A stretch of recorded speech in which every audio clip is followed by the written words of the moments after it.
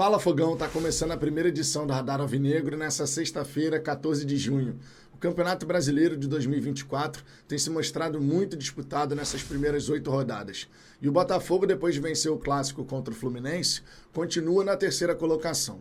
O objetivo nesse ponto não é ficar na ponta da tabela eternamente. A gente precisa se manter ali no topo, sempre próximo da liderança,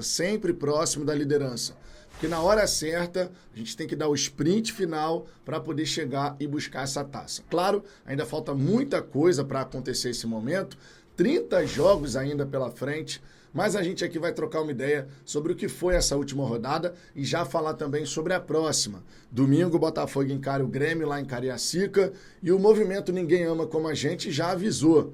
Vai ter mosaico lá no Espírito Santo. Isso daí realmente vai ser impressionante. Eu espero que a galera botafoguense possa ir em peso ao estádio Kleber Andrade para a gente poder fazer uma bonita festa e empurrar os nossos jogadores rumo a mais uma vitória. Contra um Grêmio que vai estar bastante desfalcado. Esse é um ponto que vale destacar. Vamos aqui trocar uma ideia sobre isso, Fogão, só que antes eu te peço, por gentileza, que você deixe o seu like, que você se inscreva aqui no canal. Nós estamos buscando os 48 mil inscritos. Até dia 17 de junho, essa meta precisa ser batida. E nesse momento, a gente está a 140 inscritos desse objetivo. Então, cada vez mais próximos aí de alcançar essa marca tão importante aqui na história do canal. Dá um confere para ver se a sua inscrição está tudo em ordem. Se não estiver, inscreva-se. E se já for inscrito, compartilhe para que outros botafoguenses possam conhecer o nosso trabalho. Sempre ajuda demais. Se você quiser fortalecer o nosso trabalho para além do seu like e da sua inscrição, você pode utilizar o botão Valeu, que está aqui abaixo do vídeo. Pode se tornar membro através do botão Seja Membro, R$ 4,99 por mês já dá aquela moral. E além disso, você também pode mandar o seu Pix para falafogão@gmail.com. São maneiras aí de você apoiar o desenvolvimento aqui do nosso trabalho. Beleza? Sempre destacando a programação do dia. Radar Alvinegro, primeira edição, Fala Fogão Shorts, resenha tradicional da hora do almoço e Radar Alvinegro, segunda edição. Muito Botafogo para vocês aqui no canal. Fechou?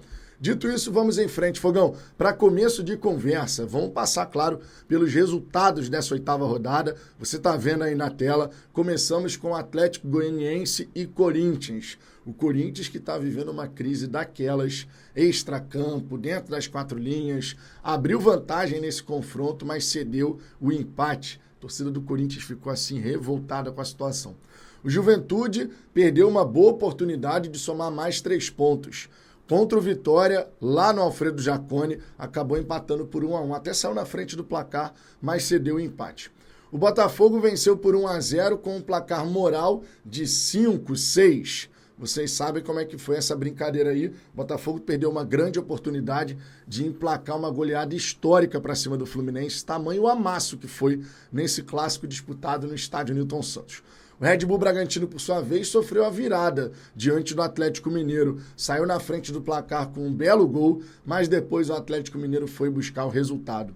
Cruzeiro, por sua vez, abriu o placar contra o Cuiabá, sofreu o empate aos 64 de jogo, mas 3 minutinhos depois já estava na frente de novo, 2-1. Cuiabá, que começou muito mal esse Campeonato Brasileiro, tem uma vitória apenas, conquistada contra o Criciúma, mas 6 derrotas já somadas nessa edição do Campeonato Brasileiro. Vai ter que fazer a campanha de recuperação daquelas.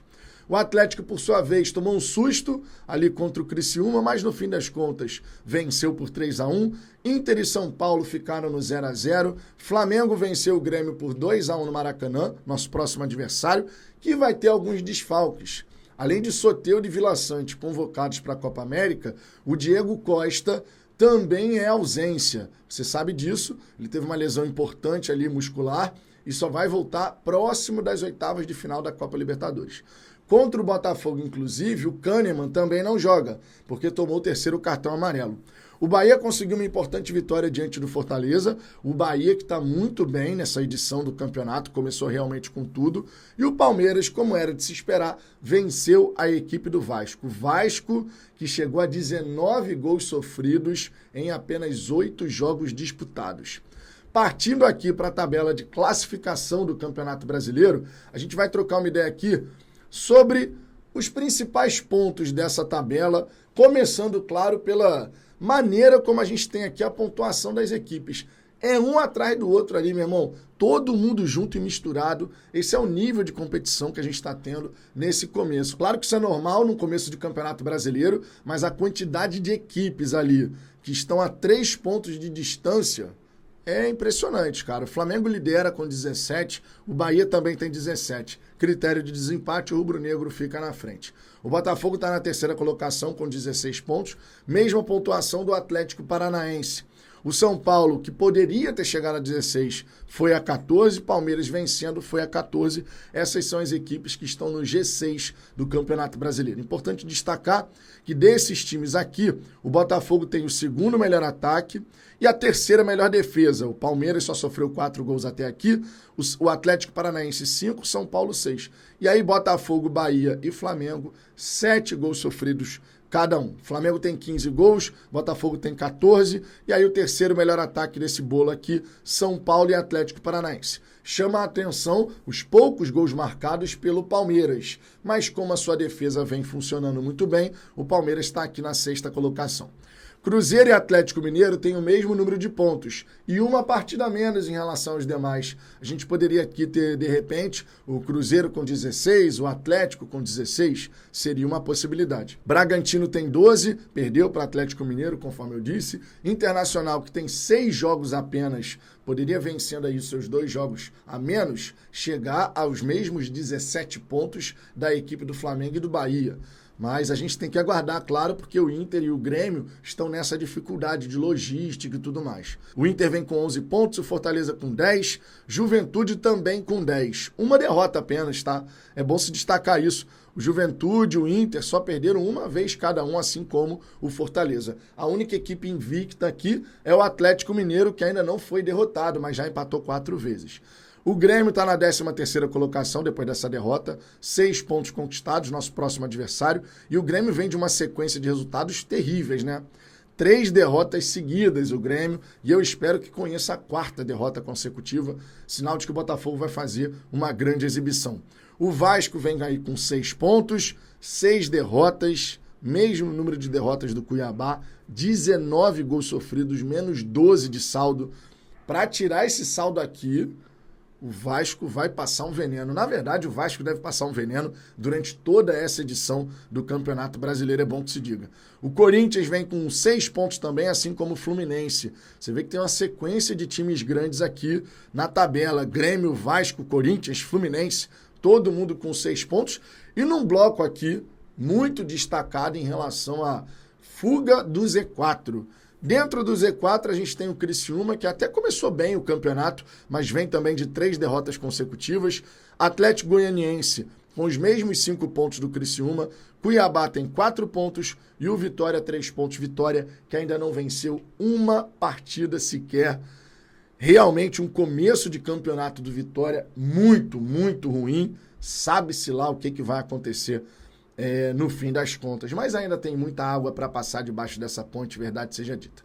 A gente indo aqui para a 9ª rodada, a gente vai ter esse próximo fim de semana, agora, né, a partir desse sábado, a gente vai ter os seguintes confrontos. Red Bull Bragantino e Juventude. Red Bull Bragantino é favorito, pode ir a 15 pontos. Fluminense e Atlético Goianiense. Normalmente, eu diria aqui que o Fluminense é favorito, numa boa e tal, mas o Fluminense ele demonstra grande dificuldade de vencer o Atlético Goianiense nos confrontos recentes. Vai que, já pensou, Atlético Goianiense vence o Fluminense no Maracanã? Teremos o clássico entre Corinthians e São Paulo, no domingo já, no sábado só 2 partidas. No domingo, Corinthians e São Paulo, Vitória e Internacional. Corinthians e São Paulo, apesar de ser na Neoquímica Arena, o São Paulo tem uma ligeira vantagem, né? Porque está com o time mais ajustado e tudo mais. Já Vitória e Internacional, difícil não dizer que o Internacional tem uma ligeira vantagem aqui, mesmo sendo fora de casa, o time do Inter é melhor, considerando os desfalques pela convocação para a Copa América, mas ainda assim tem mais qualidade, não tem nem dúvida. Atlético Paranaense e Flamengo, esse jogo aqui vai ser interessante, tá? Porque o Flamengo ele tem uma série de desfalques por conta da Copa América. Ontem perdeu 2 jogadores por conta de lesão, já no primeiro tempo. O Ayrton Lucas pode voltar, mas o Tite vai ter que realmente, fazer a dele ali para tentar alguma coisa, porque o Atlético Paranaense vem embalado, vem com tudo, e o Flamengo fora de casa contra o Furacão costuma ter dificuldade por lá. Então, confronto aqui interessante, jogo dos 6 pontos. O Botafogo pode se beneficiar por conta desse confronto, claro, desde que o Botafogo faça a sua parte em Cariacica, vencendo a equipe do Grêmio.